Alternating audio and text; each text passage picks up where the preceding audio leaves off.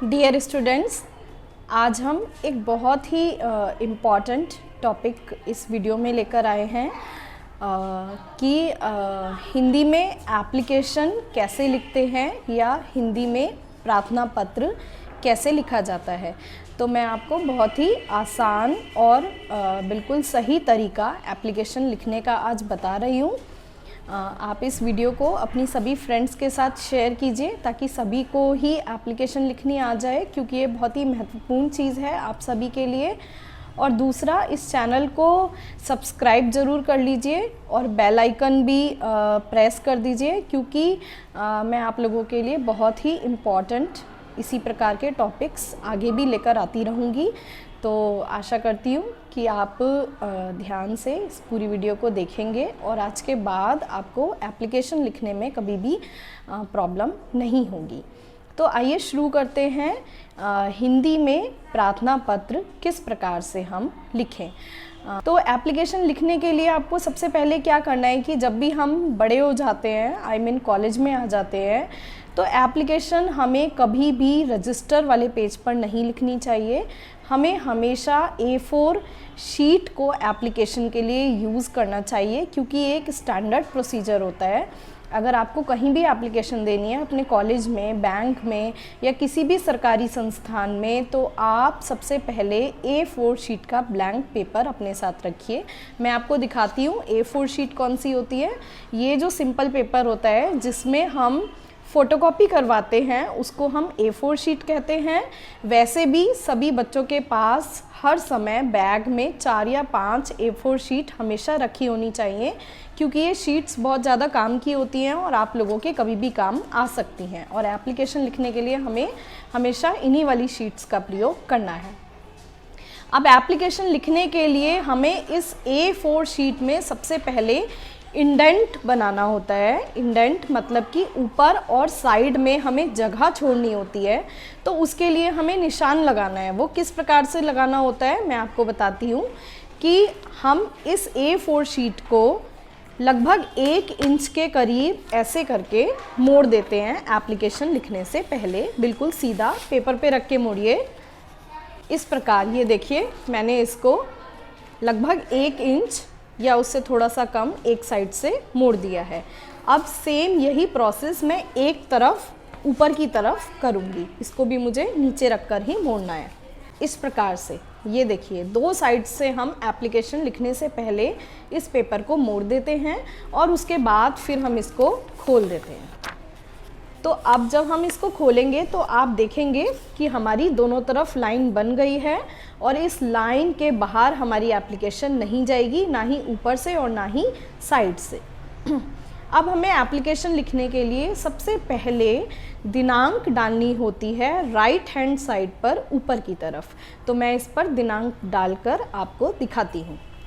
बच्चों, एक और चीज़, जब आप लोगों को इस वाले पेपर पर प्रैक्टिस नहीं होती है एप्लीकेशन लिखने की, तो एक और समस्या आती है कि मैम इसमें हम सीधा कैसे लिखें। राइटिंग आपकी टेढ़ी मेढ़ी जाती है या लाइनों के बीच में गैप जो है वो अच्छे से नहीं बन पाता।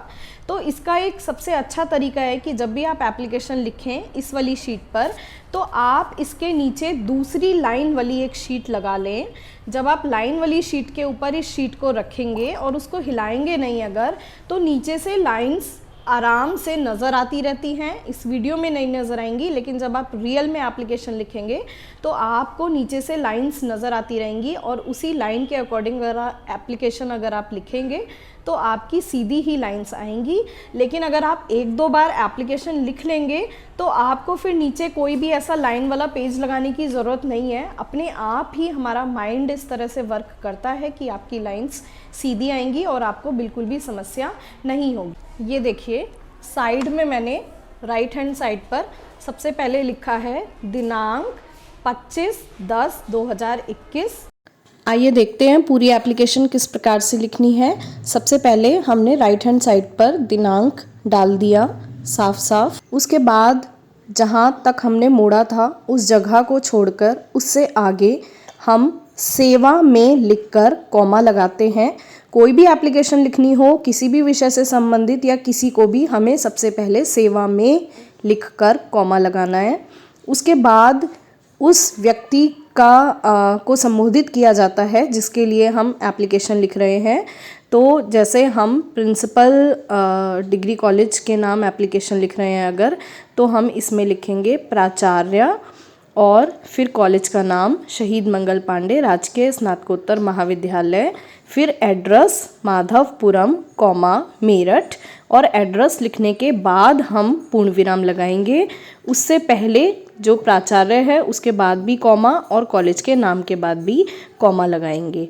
तो लास्ट में ही हमें पूर्ण विराम लगाना होता है। साथ ही एक बात और ध्यान देने वाली है कि जो डिग्री कॉलेज के प्रिंसिपल होते हैं उन्हें हम प्राचार्य कहते हैं, ना कि प्रधानाचार्य। तो आपको ये ध्यान रखना है कि जब आप डिग्री कॉलेज के प्रिंसिपल के लिए एप्लीकेशन लिखेंगे तो आप प्राचार्य लिखेंगे, और अगर आप इंटर कॉलेज या स्कूल के प्रिंसिपल के लिए एप्लीकेशन लिखते हैं तो आपको प्रधानाचार्य लिखना है। एक और बात ध्यान रखने की है कि बहुत सारे बच्चे जब लिखते हैं सेवा में प्राचार्य तो प्राचार्य के आगे जी लगा देते हैं, या श्रीमान प्राचार्य लिख देते हैं, या श्रीमती प्राचार्य, या श्रीमती प्राचार्य महोदया जी। तो ये सब शब्द हमें स्टार्टिंग में यहाँ पर नहीं लगाने होते, हमें केवल प्राचार्य लिखना है और उसके बाद कॉमा लगाना है। उसी प्रकार यदि हम बैंक के लिए एप्लीकेशन लिखना चाहते हैं तो हमें सेवा में शाखा प्रबंधक लिखना है, बस फिर कॉमा लगा देना है। तो जिसके लिए भी अगर हमें यूनिवर्सिटी के कुलपति जी के नाम एप्लीकेशन लिखनी है तो सेवा में कुलपति चौधरी चरण सिंह यूनिवर्सिटी मेरठ, तो हमें स्टार्टिंग में यहाँ पर जी, महोदया, श्रीमान, श्रीमती ये वाले शब्द यूज़ नहीं करने हैं। अब एप्लीकेशन का दूसरा सेक्शन होता है जिसको हम कहते हैं विषय। विषय में जिस संबंध में हम एप्लीकेशन लिखना चाहते हैं उसको बहुत ही थोड़े से शब्दों में एक लाइन में हमें बताना होता है कि हमारी एप्लीकेशन किस चीज़ से संबंधित है। उदाहरण के लिए हमने ये एप्लीकेशन परीक्षा फॉर्म में सुधार हेतु प्रार्थना पत्र लिखी है, और विषय जैसे हो सकते हैं छुट्टी हेतु प्रार्थना पत्र, फीस माफ़ी हेतु प्रार्थना पत्र। तो इस प्रकार से हम एप्लीकेशन में एड्रेस लिखने के बाद विषय लिखेंगे और उसमें शॉर्ट में बता देंगे कि हमारी एप्लीकेशन का विषय क्या है। इसके बाद हमें महोदय अथवा महोदया लिखकर कॉमा लगाना है।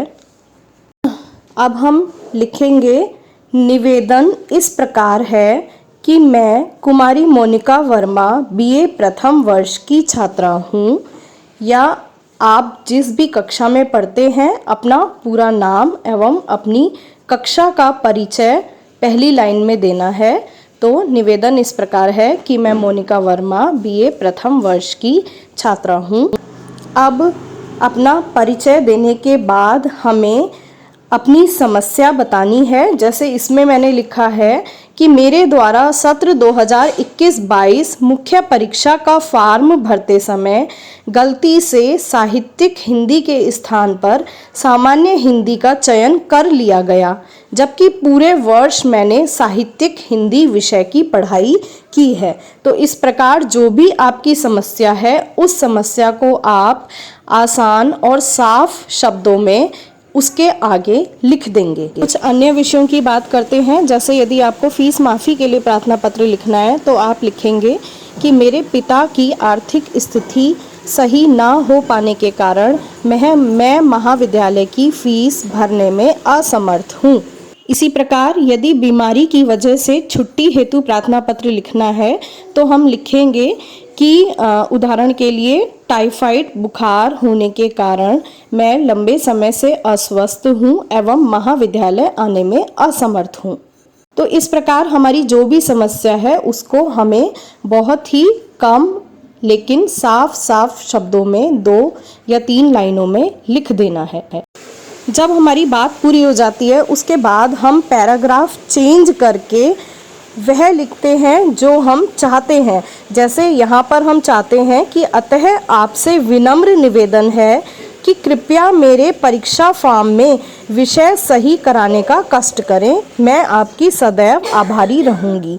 या अगर हमने छुट्टी के लिए प्रार्थना पत्र लिखा है तो हम लिखेंगे अतः आपसे विनम्र निवेदन है कि मुझे दिनांक इतने से इतने कुल 7 दिन का अवकाश प्रदान करने का कष्ट करें, मैं आपकी सदैव आभारी रहूँगी। अंत में हम धन्यवाद या धन्यवाद लिखकर पूर्ण विराम लगा देते हैं। उसके नीचे यदि हमें एप्लीकेशन के सपोर्ट में कोई डॉक्यूमेंट लगाना है, कोई कागज़ लगाना है, तो वो हम संलग्नक करके लिखते हैं, संलग्नक डैश। जैसे मैंने परीक्षा फॉर्म को सही कराने के लिए लिखा है, तो मैं लिखूँगी परीक्षा फॉर्म की छाया प्रति या प्रति। उसके बाद अंत में हमें प्रार्थनी या प्रार्थी या भवदिया लिखकर कॉमा लगाते हैं और उसके नीचे सबसे पहले अपने साइन करते हैं। हमेशा साइन के नीचे नाम लिखा जाता है, तो जैसे मोनिका, नीचे हमने नाम लिख दिया मोनिका वर्मा, पुत्री श्री मनोज वर्मा, बीए प्रथम वर्ष, और साथ ही अपना मोबाइल नंबर लिख देंगे। इस प्रकार से हमारी एप्लीकेशन पूरी हो गई है और आप इस प्रकार से आसानी से किसी भी विषय से संबंधित एप्लीकेशन अब लिख सकते हैं। इस प्रकार से ये एप्लीकेशन हमारी पूर्ण हो जाती है।